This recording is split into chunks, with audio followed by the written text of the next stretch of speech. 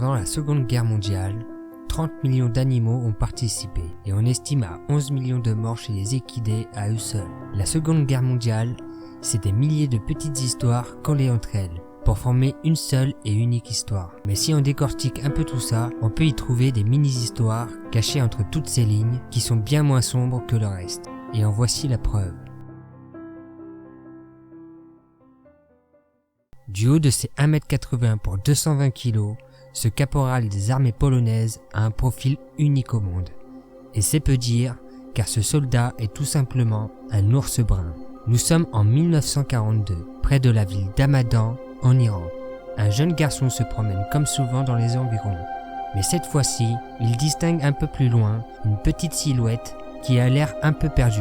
Curieux, l'enfant approche et découvre un petit ourson seul. Et ça, ce n'est pas courant.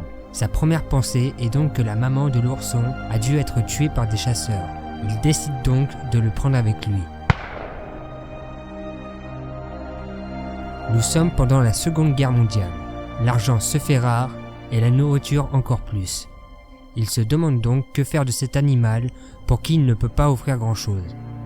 Le temps passe et la santé de l'ourson se dégrade rapidement. Nous sommes le 8 avril 1942 et l'armée polonaise, accompagnée de nombreux civils, se dirige vers Téhéran. Ils décident de s'arrêter pour se reposer dans la fameuse ville d'Hamadan. Une jeune femme de 18 ans qui accompagne les soldats polonais croise le chemin du petit garçon et se prend d'affection pour l'ourson. Ils ont le même vécu, ils ont tous les deux perdu leur famille et ont été arrachés de leur terre natale. La jeune femme décide donc d'en parler au lieutenant de l'armée et réussit à le persuader d'acheter la bête, en échange de quelques pièces, du chocolat, un couteau suisse et une boîte de conserve. Pendant 3 mois, elle s'occupera de l'ourson comme de son propre fils. Mais hélas, tout comme le jeune garçon, elle commence à manquer de ressources et finit par ne plus pouvoir subvenir aux besoins de l'animal. Elle en fera alors don pour son bien à l'armée polonaise. L'ourson rejoint donc la 22e compagnie d'artillerie du 2e corps polonais. Pendant plus d'1 an, Woltek accompagnera les soldats et traversera l'Irak, la Syrie, la Palestine et enfin l'Égypte. Devenu une véritable mascotte auprès de ses compagnons de fortune, il sera nourri avec des fruits, du miel et aura même le droit de boire des bières de temps en temps pour son bon comportement.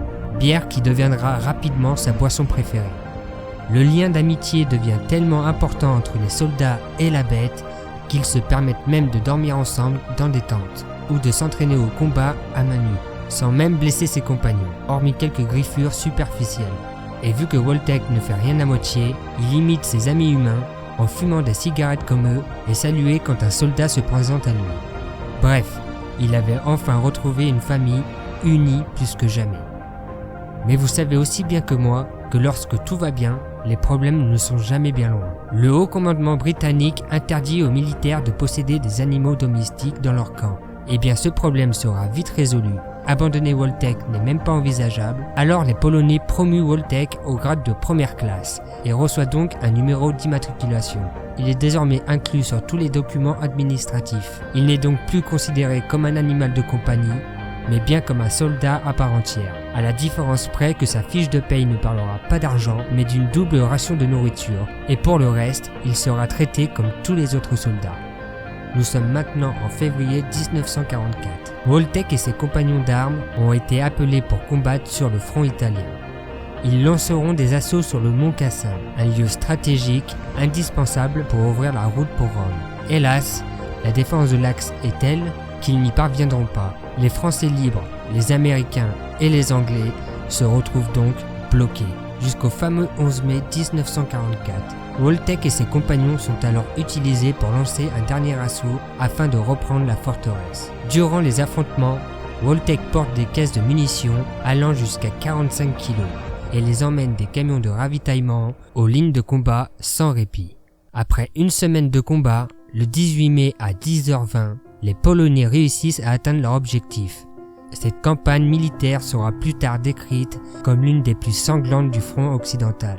Pour ses faits d'armes, le première classe Woltek est élevé au rang de caporal de l'armée polonaise. Véritable symbole de son régiment, les supérieurs de l'armée ont même décidé de changer leur emblème officiel du 22e régiment de transmission pour une silhouette d'ours portant un obus. L'ours prendra sa retraite le 15 novembre 1947 et sera définitivement séparé de ses frères d'armes. Il sera confié au zoo d'Édimbourg. Il recevra quelques visites de ses anciens camarades qui en profiteront pour lui donner des cigarettes en mémoire à leur amitié peu commune. Il vivra paisiblement jusqu'à que la vie ne le quitte en 1963.